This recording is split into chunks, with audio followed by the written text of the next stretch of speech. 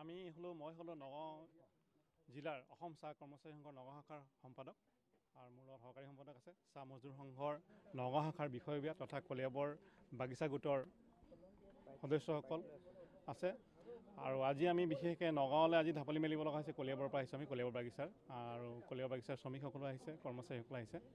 বিভিন্ন দাবী আছিল, বিশেষকৈ প্ৰথম দাবী আছিল আমাৰ দৰমহা, আমাৰ ষ্টাফ আৰু চাব ষ্টাফৰ বিগত 14 মাহৰ দৰমহা নাই।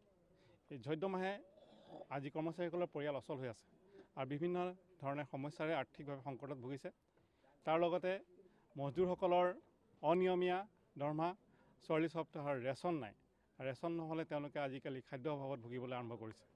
আৰু অনাগত সময়ত যিহেতু এটা কলিয়াবৰত আপোনালোকে জানে অশোকাষ্টমী মেলা উৎসৱ হয়, সেই মেলাত কলিয়াবৰ বাগিচাৰ এটা হাৰ্টতে অনুষ্ঠান ভাগ অনুষ্ঠিত হয় আৰু সেই অনুষ্ঠান ভাগৰ আগতো বনাছ দিয়াৰ প্ৰতিশ্ৰুতি মালিকপক্ষই প্ৰদান কৰিছিলে। কিন্তু আজি যিখন চালিচি সভা ইয়াত হৈছে তাত এই সময়লৈকে মালিকপক্ষই প্ৰতিশ্ৰুতি দিব পৰা অৱস্থাত নাই যে তেওঁলোকে ৰামনৱমীৰ সময়ত বনাছ দিবনে নিদিয়ে। তাৰ পৰা নিদিয়া মানে দিব নিদিয়া যেতিয়া প্ৰতিশ্ৰুতি আজি 5 দিনৰ আগত যে তেওঁলোক ক'ব পৰা অৱস্থাত নাই, তাৰমানে আমি এইটো বুজিবলৈ বাধ্য হৈছোঁ তেওঁ দিয়াৰ সদিচ্ছাটোৰ অভাৱ হৈছে। সেই সদিচ্ছা অভাৱ হোৱাৰ কাৰণে যদি বনাছ কেনেবাকৈ নহয় আৰু দৰমহা যদি আমি সময়মত নাপাওঁ, এটা আন্দোলনৰ কাৰ্যসূচী বৃহত্তৰভাৱে গঢ়ি উঠিব আৰু সেই আন্দোলনৰ কাৰ্যসূচী কেনেকৈ নিৰাময় কৰাৰ উপায় হিচাপে আমি ইয়াত গোট খাইছোঁ, যাতে এটা অবাঞ্ছিত পৰিস্থিতিৰ সৃষ্টি নহওক। যিহেতু বাগিচাৰ এতিয়া প্ৰথম ক্ৰপিং ছিজন, যিটো আমি পাত তোলা আৰম্ভ হৈছে মাত্ৰ, এটা নতুন ছিজন, আমি নতুন ভাল মনেৰে ভাল চিন্তা আৰম্ভ কৰিবলৈ আগবাঢ়িছোঁ। তেনে সময়ত যদি এনেকুৱা ধৰণৰ সমস্যাবিলাকে গা কৰি উঠে, মানুহৰ কাম কৰাৰ সদিচ্ছাবিলাক নাইকিয়া হৈ আহিব। আমি আহিছিলোঁ শ্ৰম কল্যাণ এছিষ্টেণ্ট লেবাৰ কমিশ্যনাৰ মহোদয়ৰ অফিচলৈ আৰু ইয়াত ADC মহোদয় আহিছে আৰু এতিয়া আমাৰ সভা চলি আছে। তেওঁলোকে কিছুমান আলোচনা কৰিছে, গতিকে আমি কি সিদ্ধান্ত হয় আমি পৰৱৰ্তী সময়ত আপোনালোকক জনাম আৰু আমাৰ কেনেকুৱা ধৰণৰ আন্দোলনৰ কাৰ্যসূচী হ'ব সেই বিষয়ে আপোনাক জ্ঞাত কৰিম। ঝুমুৰ বিনন্দনী আমি বিপৰীত বা তাৰ এগেইনষ্টত নহয়, এইটো এটা চৰকাৰৰ কালচাৰেল সদিচ্ছা। ঝুমুৰটোক বিশ্ব দৰবাৰলৈ লৈ পেলাই সেইটো ভাল পদক্ষেপ, আমি সেইটো গ্ৰহণ কৰিছোঁ। তাৰ লগে লগে আমি এইটোও বিচাৰিছোঁ যে ঝুমুৰ নাচাৰ লগে লগে আমি নাচিবলৈ শক্তিকণ আহৰণ কৰিবলৈ আমাৰ ব্যৱস্থাটো লাগিব না। ঝুমুৰ নাচিম কেনেকৈ? ঝুমুৰ নাচিবলৈ যদি আমি দৰমহা নাপাওঁ, ৰেচন নাপাওঁ, আমি চলিম কেনেকৈ, খাম কেনেকৈ, আমাৰ ল'ৰা ছোৱালীয়ে ঝুমুৰ নাচিবলৈ যাব কেনেকৈ?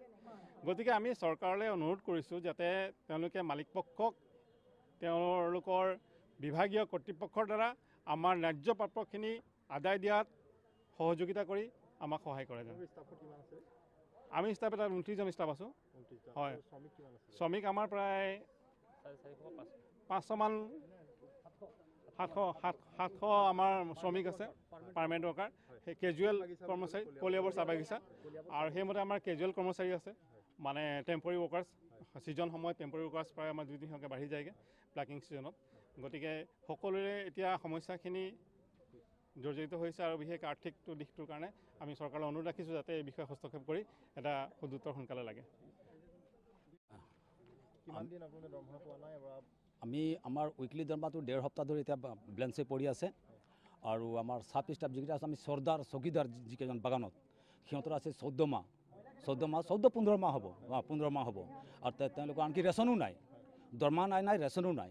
আৰু বহুত তকলিফত, মানে সোণাৰী আমাৰ অসমৰ ভিতৰত চবতকৈ মানে তকলিফত আছেতো আমি আমাৰ কলিয়াবৰ আৰু সোণাৰী ডিভিজনটো, এই দুটাৰ যিকেইটা ৱৰ্কাৰ আমি 8 ঘণ্টা ডিউটি দিওঁ, আমি 8 ঘণ্টা ডিউটি দিওঁ। কিন্তু সিদিনাখন যোৱা শুক্ৰবাৰ দিনাখন যিকেইটা যেনেকৈ কুৱেশ্যন কৰিছে আমাৰ মহিলাকেইটা যে ছাৰ আমাৰ ঘৰত 7 দিন ধৰি চৌকা জ্বলা নাই, আমি সপ্তাহত পূৰা কাম কৰিব নোৱাৰিলোঁ, মোৰ পোৱালি 2জন জ্বৰ আছিল, মই 3 দিন কাম কৰিছিলোঁ ছাৰ, সেই দৰমহাটো মই নাপালোঁ, সেই দৰমহাটো এতিয়ালৈকে দিয়া নাই। মই কেনেকৈ চৌকা, যোনটো দোকানৰ পৰা বাকী খাওঁ সেই দোকানীও দোকান বন্ধ কৰি গুচি গ'ল, বোলে নিদিওঁ বুলি কৈছে, আৰু মই দোকানেই নুখোলোঁ বুলি কৈছে। আমি যামতো ক'ত যাম? এতিয়া ইয়াত আমি আমাৰ শ্ৰম আয়ুক্ত মহোদয়ৰ তাত আমি আহিছোঁ, কিন্তু এতিয়ালৈকে কোনো এটা মানে সিদ্ধান্ত ল'ব পৰা নাই, মালিকে সিদ্ধান্ত দিব পৰা নাই। আমি এই 15 মাহৰ জাগাত যিটো নেকি দৰমহা হোৱা নাই, তাত আমি 2 মাহ বিচাৰিছোঁ। য'ত 1.5 সপ্তাহ আছে তাত আমি এটা দৰমহা মানে প্ৰত্যেক শনিবাৰে বা বুধবাৰে দিলেও হ'ব বুলি কৈছোঁ, সেইটো নাই। ৰেচনটো 44 সপ্তাহ, তাৰমানে উইকলি 44 উইকলি ৰেচনটো বাকী আছে, যিটো আমি কাম কৰাৰ বিনিময়ত যিটো নেকি 1.5 কেজি চাউল 1.5 কেজি আটা পাওঁ, সেইটো এতিয়া 44 সপ্তাহ হ'ল ৰেচনো দিয়া নাই। আমি তাৰে পৰা আমি বিচাৰিছোঁ 2 সপ্তাহ ৰেচনটো দিয়ক।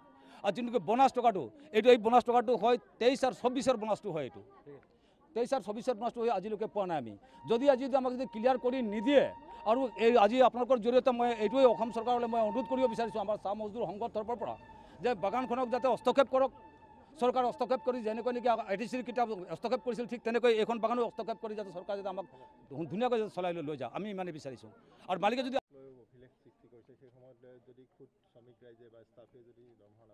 একদম দুখেৰে ক'বলৈ বাধ্য হৈছোঁ কিয় কাৰণে যি সময়ত চৰকাৰে আমাৰ এই চাহ জনজাতিটো ঝুমুৰ বিনন্দিনী বুলি যিটো হেৰি বিশ্বত প্ৰদৰ্শন কৰিব বিচাৰিছে সেইটো সময়তে এই চাহ মজদুৰ ভাই ভনীসকল ৰাজপথত ওলাব লগা হৈছে তাতকৈ দুখৰ বিষয় আৰু কি থাকিব